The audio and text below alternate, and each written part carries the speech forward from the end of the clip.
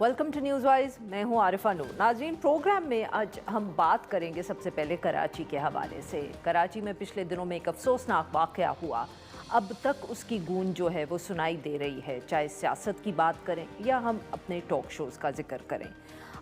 ये जो वाक़या था, इसके बाद तनकीद हुई उन पर जो कराची चला रहे हैं या चलाते रहे हैं माजी में, मगर साथ में ओवरऑल गवर्नेंस पर भी जिक्र हुआ। कराची के हवाले से मवाजना हुआ उसका और शहरों से, जैसे कि लाहौर। और फिर अब बात पहुंची 18वीं तरमीम पर।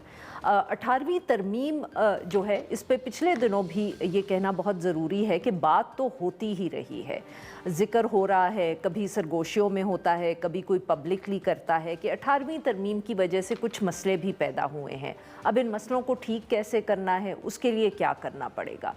तो ये जो कराची का वाक़या हुआ, तो उससे ये जो बहस है ये अब 18वीं तरमीम पर भी पहुंच गई है। ख़ास तौर पे जो MQM है वो जहां पाकिस्तान पीपल्स पार्टी पर तनकीद कर रहे हैं, क्योंकि पाकिस्तान पीपल्स पार्टी जो है वो सिंध और कराची को संभाले बैठी है, तो वहाँ वो अब 18वीं तरमीम का भी जिक्र कर रहे हैं। मुस्तफ़ा कमाल साहब जो हैं, उन्होंने कहा कि 18वीं तरमीम जो है उसके बाद सिर्फ करप्शन और नस्ल कशी जो है वो देखने को मिली है।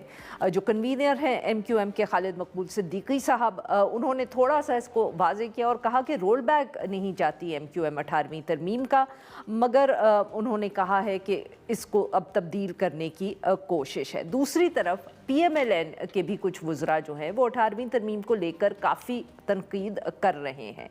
ख्वाजा आसिफ साहब और राना तनवीर साहब जो हैं, इन दोनों ने पब्लिकली इस पर बात की है, और जिसके जवाब में फिर पाकिस्तान पीपल्स पार्टी से भी सख्त रद्द अमल आया है। नवीद कमर साहब, सीनियर रहनुमाए पाकिस्तान पीपल्स पार्टी ने, उन्होंने इसको हुकूमती पॉलिसी करार दिया कि ये जो इतनी तनकीद हो रही है 18वीं तरमीम के हवाले से, जिस पर सफाई भी देने की कोशिश की हुकूमत ने, बट अब मगर मसला यहीं आके रुकता है कि क्योंकि ये पहले भी बात हो रही थी कि तब्दीली होगी, अभी और आइनी तरामीम जो हैं वो आनी हैं, इसलिए खदशात जो हैं वो मौजूद हैं।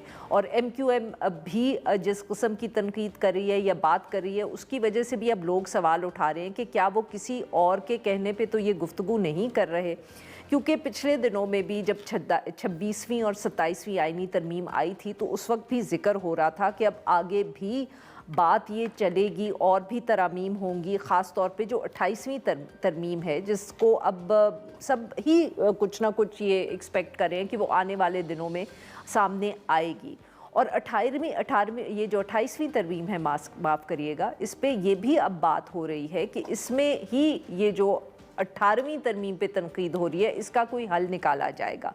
क्या वो उसको रोल बैक किया जाएगा, वफाक का जो रोल है उसको बढ़ाया जाएगा, लोकल गवर्नमेंट्स जो हैं उनको इंट्रोड्यूस करवाया जाएगा, या फिर नए सूबे जो हैं जिनका भी बहुत आजकल जिक्र हो रहा है, उन पर कोई जो है वो एक नए सूबों के लिए कोई स्टेप्स लिए जाएंगे। ये सारे इश्यूज़ हैं, इन पर हम बात करेंगे। और इन पे बात करने के लिए आज हमारे साथ मौजूद नदीम अफजल चंद साहब, पाकिस्तान पीपल्स पार्टी से ताल्लुक़ है, सेक्रेटरी इत्तलात हैं ये जमात के।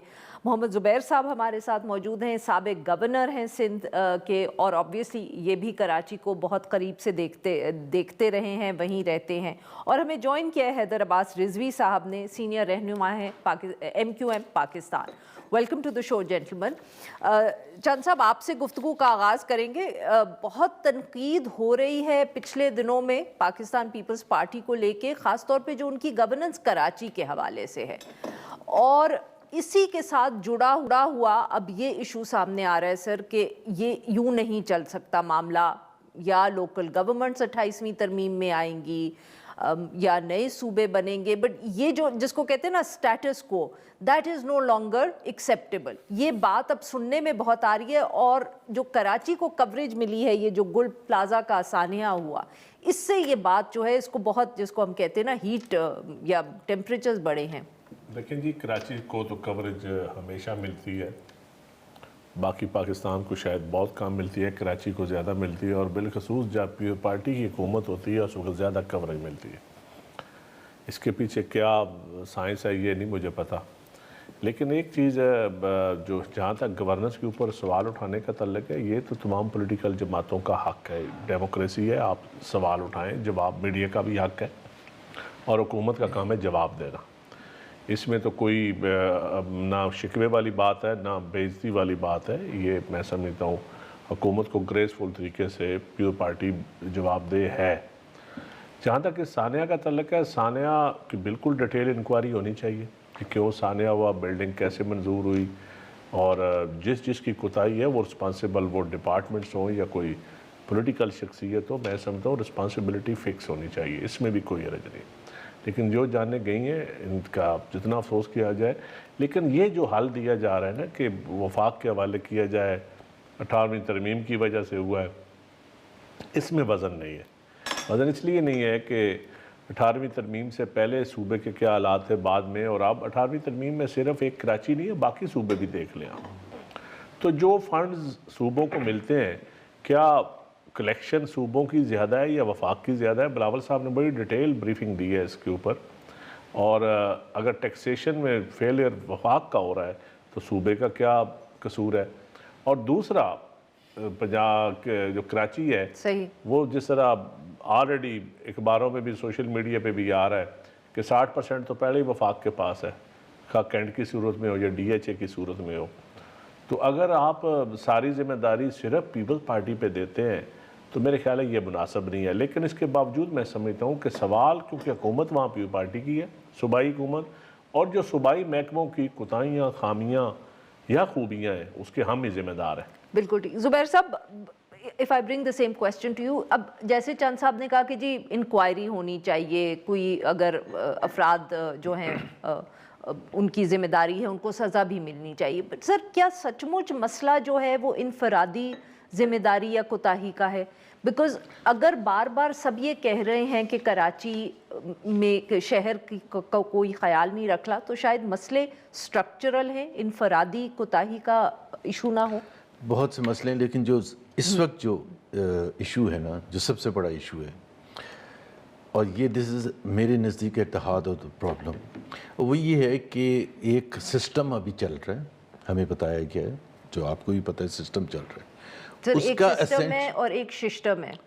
میں سسٹم کی بات، اچھا آپ سسٹم کی بات اس میں پیپلز پارٹی اسینشل ایلیمنٹ ہے، میجر سٹیک ہولڈر ہے، اور اس سسٹم نے چلنے 5 سال 10 سال پتہ نہیں کتنے سال، مطلب as long as they can stretch it, اور پیپلز پارٹی اس کا لازمی جز ہے۔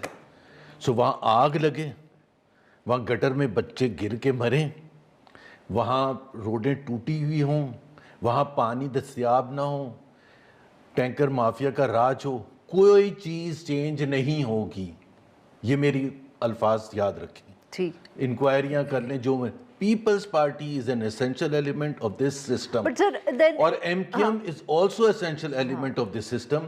نہ ایم کیو ایم سوائب، جس کو آپ پنجابی میں بڑکے مارنا کہتے ہیں، وہ کرے گی، ضرور کرے گی، اور اس میں جینوئن بھی ہوگی، ان کے کنسرنس بھی ہوں گے، لیکن ان کو بھی پتہ ہے کہ جب ان کو شٹ اپ کال دی جائے گی وہ تو چپ کر کے بیٹھ جائیں گے۔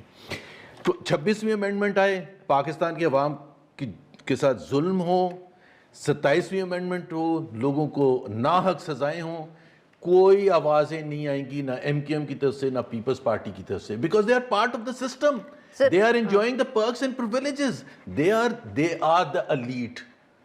یہ جو مرضی کہہ لیں، تو جب آپ حکمرانی چھوڑنے کے لیے تیار نہیں ہیں، جب آپ پاور چھوڑنے کے لیے تیار نہیں ہیں، جب آپ ایک جھنڈا چھوڑنے کے لیے تیار نہیں ہیں، تو باقی ساری چیزیں فضول ہیں۔ جی ناظرین، یہاں پہ لیتے ہیں اب ایک چھوٹی سی بریک۔